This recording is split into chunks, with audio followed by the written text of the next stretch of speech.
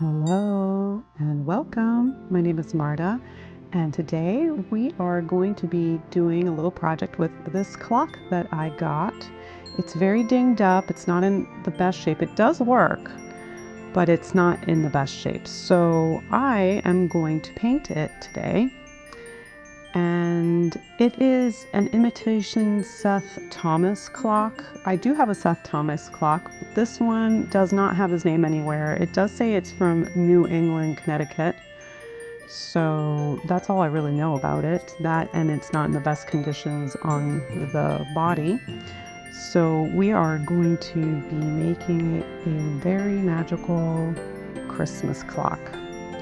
I'm blue taping the glass so that I can more easily paint, and using DIY chalk paint in Monet's garden and a soft brush, I am giving this 2 coats on the body here. I go in the door and get every little nook and cranny, just so that if you open it you can see that it's consistently green, my favorite color.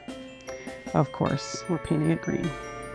Here I'm just taking the hardware off, and I'm sorry for anyone who is cringing at me painting this wood, the clock. I know some people really hate that, but honestly, I wasn't going to restore it, like sanding it down and staining it and all that. I do have a Seth Thomas clock in really good condition that I am not going to touch. But this one, since it was dinged up and it didn't cost me much, I got it on Marketplace for a steal. I think I got it for like $20. I decided that I was going to make this a Christmas clock. It's something I've been wanting to do for a long time with a clock. So finally getting to do it and sharing it with you guys. Hopefully this inspires you guys if you have an old clock around, or you thrift a clock or find something on Marketplace that's similar. Hopefully this just gives you a good idea of what you could do with it. Now, taking a soft brush, I am sealing up this chalk paint with Rust-Oleum chalk top coat in matte. And the soft brush is really so that you don't brush off the chalk paint, which is very easily removable. That's why I use a soft brush. So now I am using matte crafting paints, acrylic paints. They are apple barrel, using various colors to create that minty kind of green. I used green clover, white, and a little bit of, I think it was lime tree, or actually I think it was new shamrock, just a little tinge of new shamrock, and it makes this kind of minty green that I'm using on the edges here. And actually the main greens I use for the acrylics throughout this project are Christmas green, new shamrock, green clover, and lime tree. Those are the only greens I use. And as the project moves along, I'll let you know any other color that I use. I'm just taking a baby wipe as we go, that when I go over the edge a little bit, I just wipe it up with a baby wipe. And sometimes I have to do 2 coats to make the greens brighter. Sometimes I don't. I just play it by ear. And I am painting this beautiful clock in folk art style, kind of like Hungarian or Scandinavian styles. The patterns, I just looked at a lot of different examples of patterns and different like motifs, and I really I didn't plan for it very structured or anything. I just looked at a lot of patterns, and then I just went with the flow and decided on the pattern of each area on a whim, really. You can find a lot of different examples of painted folk art or painted folk furniture and doors and etc. On Pinterest. They have a really beautiful visuals there. You just look up folk art or Hungarian art or Scandinavian Nordic art, and they have tons of different motifs that you can look through and different examples of what you can paint. They're beautiful. I love them. And I've always liked this style. So, and for me, it always reminds me of Christmas, like a magical kind of gnome fairy kind of Christmas. So anyway, this steeple clock really inspired this for me. The steeple really just, I love the steeple clocks. I have a few, and I wish my husband would let me have them always chiming, but he doesn't. They disrupt him a lot, and I can understand that. So I do have them on during the day chiming, and then at night he stops them before we go to bed because they keep him up.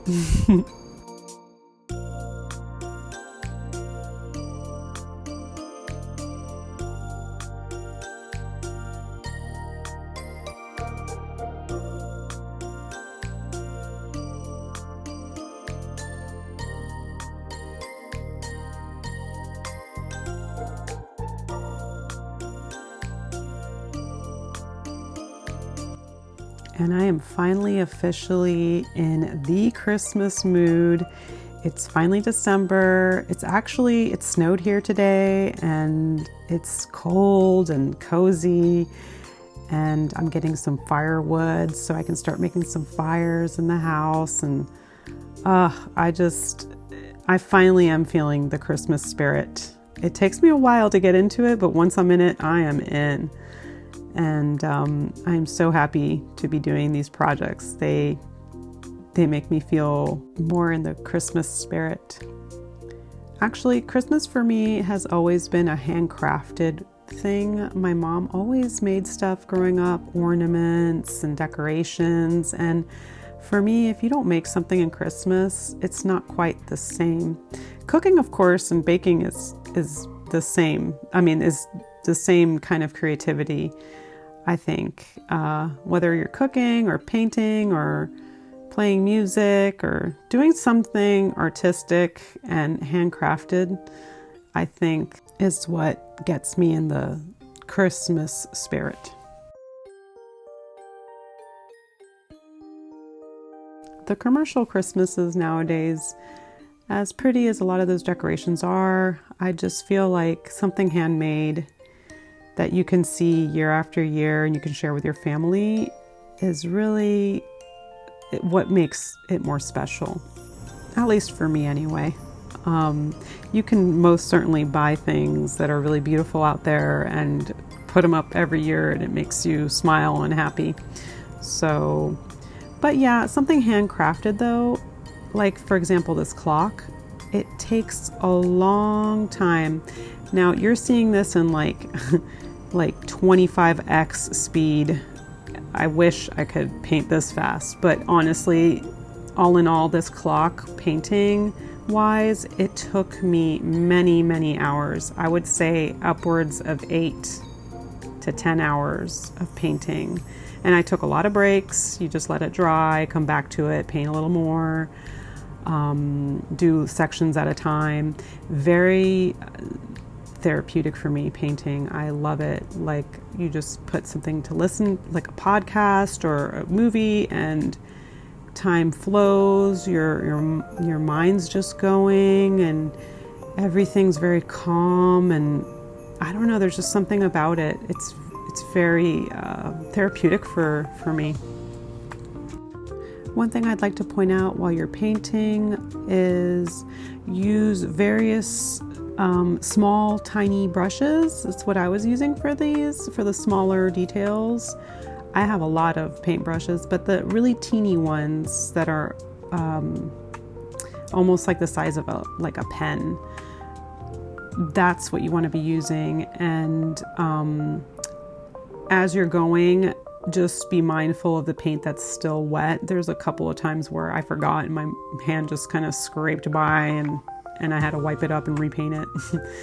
But if you're mindful, it's a little easier. The heat tool also helps a lot.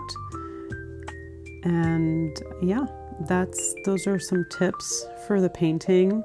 Now here I'm going with the smallest little brush, and I'm going through with some details to just make it a little more defined, I'm going over that like minty green with, I think that one was just shamrock, the new shamrock color. I'm just going over and highlighting the leaves there and going and making little veins now. This is the fun part, is like putting the details in with little teeny brushes. That was really cool just to see it kind of get a whole new dimension, really. I just wanted to finish a thought that I was talking about earlier and I never finished it. It basically was talking about Christmas spirit and handmade versus store-bought.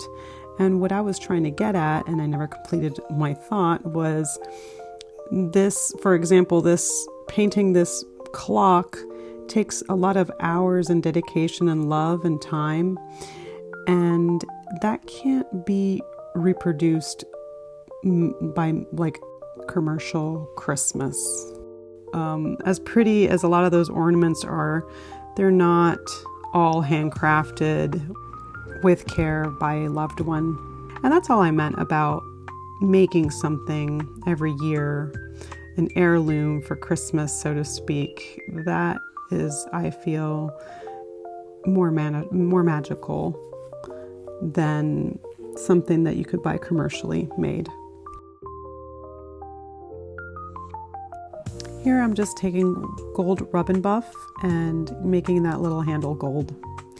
And now I'm sealing up the rest of everything with the Rust-Oleum chalked top coat in matte finish. And as I finish this project, we're getting ready to move on to project number 2.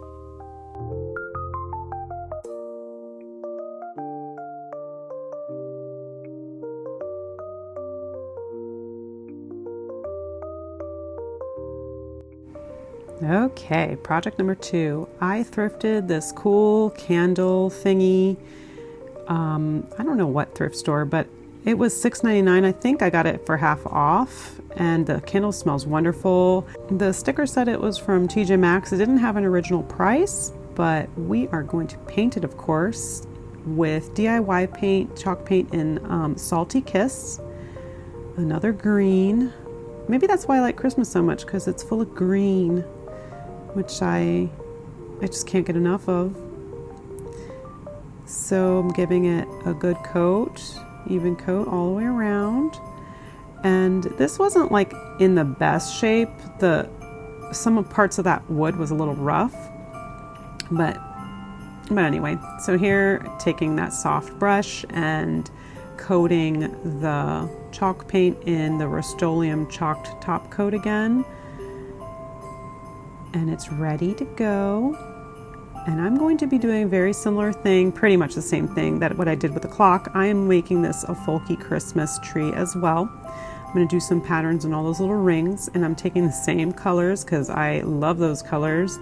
And I think I'm going to decorate with it near the clock, so why not? Now you're going to want various small teeny brushes, because if you have 3 to 4 colors, you're going to want 3 to 4 brushes.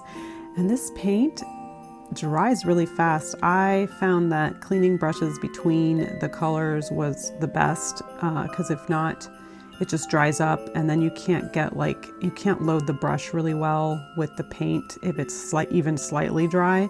So it's best just to either have like a jar of water nearby where you can clear the brushes, or just go to a sink and wash them off real quick between colors.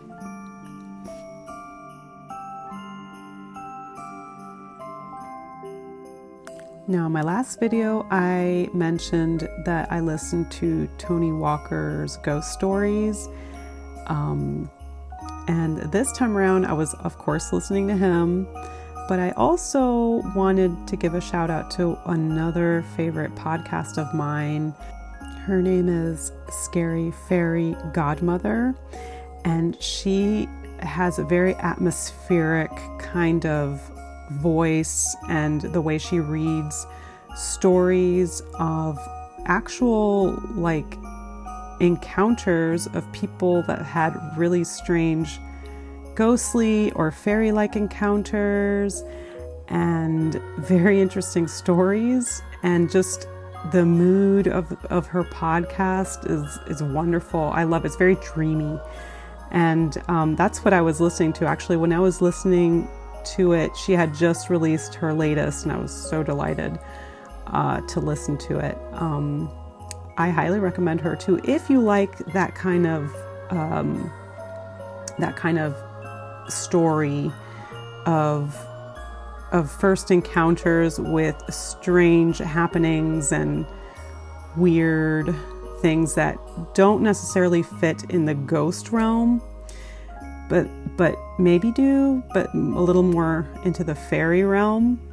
I love anything fairy. If you follow me long enough, I'm obsessed with fairies and ghosts and all that stuff that you can't explain. Now, for me personally, I've had a lot of strange things happen to me as a kid and growing up throughout my life. A lot of things that can't be explained. So I guess maybe that's why I'm so drawn to it. I know not everyone believes in those things, and it's one of those things that if it happens to you, you know, and you can't not believe. But if it hasn't, you're going to be skeptical, and I totally understand. But I can tell you this, the stories are very entertaining, and the way she presents them with that dreamy quality is just, I just love it. So her name is, again, Fairy Scary Godmother. I'll link her in the description below if you like that kind of stuff. I love it. I eat it all up. There's another podcaster that I listen to that she also talks about strange encounters. I guess I like everything that's weird, but that's just me. Not everyone has to like that kind of stuff. But if you do, hopefully you will enjoy Scary Fairy Godmother. I just like sharing things that I enjoy. Not everyone has to enjoy them, but if someone does, it makes me happy to know that I could, spread the word out for my favorite people that I spend many hours listening to while making these crafts. So anyway, I'm not going to always be recommending people, but I'm definitely recommending her. Now, if you guys have any recommendations on things you guys like to listen to or enjoy listening to, feel free to put them down in the comments. I always like finding new people to listen to or to watch. I'd love to discover some new ones, and curious to see what you guys like to listen to and who you guys follow. This week was a strange week for me. First there was Thanksgiving, and then I got really sick, so I didn't actually post. I was planning to post part of this video for Thanksgiving weekend, but then I got sick, so I decided to just add another little project to the end of this and post it for this week. So anyway, apologizing that I didn't get to post last week, but I'm adding that bonus little project in the end. And I wanted to again thank everyone that's been reaching out and leaving comments and liking and sharing and following me. I'm slowly growing this channel. I'm almost getting up there to 1,000 followers, which is another little milestone for me. I'm very excited about that. I just want to thank you guys so much, and just let you guys know that you guys bring me so much joy, and I am so grateful for you guys, and you guys make my day, really, when I see all your comments and I see the channel growing. It makes me so delighted. For the red here, I used fuchsia and bright red, and I really just wanted to make it kind of like a hot pink red. I felt like that kind of looked a little bit better with the green tones that I was using here, instead of like the classic red. But just in case if anyone was wondering, that's what I was using. And I didn't show it on camera, but between the ridges, I felt like it looked a little empty, so I did paint like either red or dark green between the ridges with little bits of patterns to it to kind of just give it a little more interest. And now I am covering it here, coating it with the Rust-Oleum top coat, and we are getting ready to go to project number 3.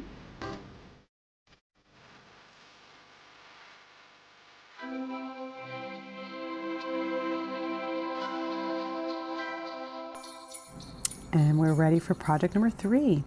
I got this little box at a thrift store, some floral foam there that I got at the Dollar Tree, a stick that I foraged, and a big vat of bay leaves, a cone, a styrofoam cone that I got from Michael's, and we are going to be making a topiary. I am using here some DIY paint in Blue Hills, and I'm just going to give this a decent coat. It doesn't have to be perfect, it doesn't matter. I like it a little bit rustic looking anyway. So just giving this guy a quick coat. And I drew out this little holly leaf motif on a tracing paper, and I'm just kind of giving, like, tracing over it to give me a guide for painting. And I do this on all 4 sides of the box.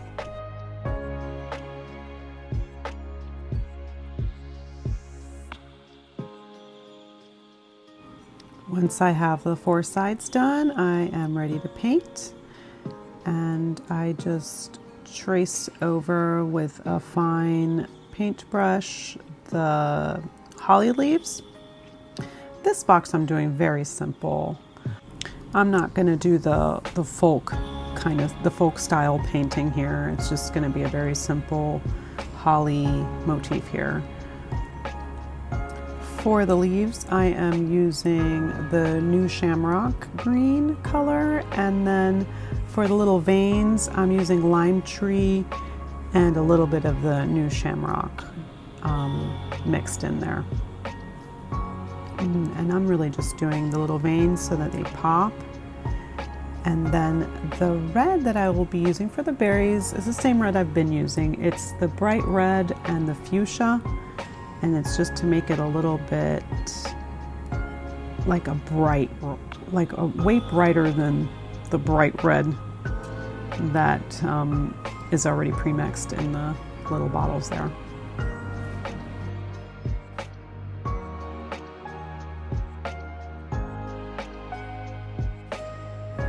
Alright, so I am going to be putting a trim down on here, painting a trim down. I'm using a very stiff square shaped brush, and just go freehanding it. It doesn't have to be perfect, but the brush using a stiff brush made it easier to make the edge straighter. And the green I'm using is the new shamrock with a teeny bit of lime tree in there. And I just go through all the 4 edges of each side of the box, and then of course on the top of the rim I also paint it with the same green. Alright, I don't end up using this stick, but I will show what I recorded already. I'm using that little hand saw, which is handy dandy. I will link it down below, just to cut the stick down to size that I want. In the end, it was just a little too skinny for the size of the tree, so I do get a thicker little twig, a thicker branch to use, and I do the same thing. I cut it down. All right, so I got this awesome bay leaf,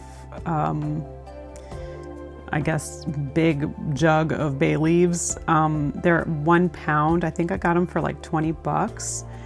And I got them in a plastic tub versus a bag, because I know that there is going to be a lot of broken leaves, but I am looking for the whole leaves here. And I am just sorting them. It takes a while, but it's worth it. You can always see that the pile on the left is like the discarded leaves, and the pile on the right are the leaves I'm going to use. And I'm not going to throw those away. I'm going to use them. It smells amazing. This project, oh my God, it smelled wonderful in my little craft room here. It was heavenly. All right, so starting to hot glue these guys down, starting from the bottom, making my way to the top. I'm using the biggest leaves, the widest first, and as I go towards the middle, I use like more of the middle-sized leaves, and then for the top, I save the smaller leaves for the top.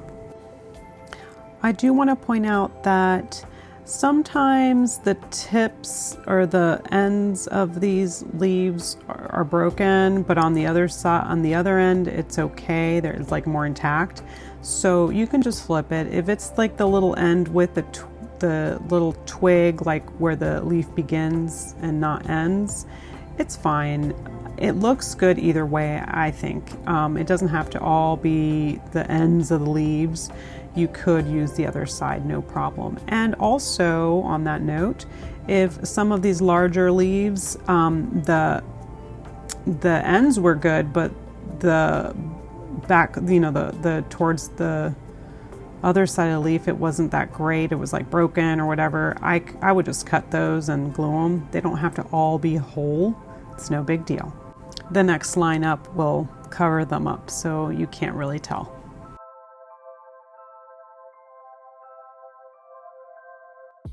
Bay leaves are pretty interesting. It is a scent that is used a lot in Christmas time, but historically, in folk uses back in the day, people used bay leaves for protection or to ward off negative energy or evil spirits. And in the Greek and Roman times, it represented glory, victory, success. They would use bay leaf wreaths to crown victors in the Olympics, for example. But yeah, it is also associated with the god Apollo and wisdom. So maybe that's why it's so prominent during Christmas time for the winter solstice, celebrating the return of the sun, and Apollo being its god in Greek and Romans. Maybe that's why it's used so much, and it still is. And anyway, I find that really interesting. Now, I know I got 1 pound of bay leaves, and that was maybe a little much. Honestly, if you just make one topiary, you could probably get away with half a pound or less. I do plan on making more of these in the future. I just had this big giant cone and I wanted to use it, so I made a really big one. But I think in the future I will make a couple of smaller ones. So I'm glad I got the 1 pound, but it's not necessary. I will link where I got it on Amazon. I'll link it below. It was a really good price. It was $20 for the whole pound. So anyway, here's that larger stick that I decided to go ahead and use. And I'm just shimmying it all in there. I will take a little bit of hot glue just so that doesn't dance around, and settling it in there. And the last step to this project is moss. I'm using this white reindeer moss I got at Michael's, and I am just filling it in there. Okay, so I thought this was going to be the last step, but I decided and remembered that I have these old star anise pods, and I figured what a better way to use them than to use them as little ornaments. So I just do very much the same like I do with the bay leaves. I separated the whole ones from the ones that were broken, because really you just want the really nice intact ones and give you that star shape. And I am just hot gluing them on throughout the tree to decorate it so it doesn't look so plain. Although I liked it plain, but I wanted to jazz it up a little bit. And oh boy, does this anise smell amazing. with the bay leaves, wow, what, I mean, it smells out of this world. So I did set aside the two biggest intact pods, and I do glue them together back to back, and I use that as a topper. I don't show that, you'll see it in the reveal, but I just wanted to point that out. And also going to some folklore practices for anise that is still used today and was definitely used. It was used for very much like the bay leaves. It was used for protection, to ward off evil, for healing, for luck and prosperity. And it's believed to enhance your intuition and enhance clairvoyance, and also for spiritual connection. It's also medicinally used for nausea and digestive issues, also respiratory issues, and it helps you to relax.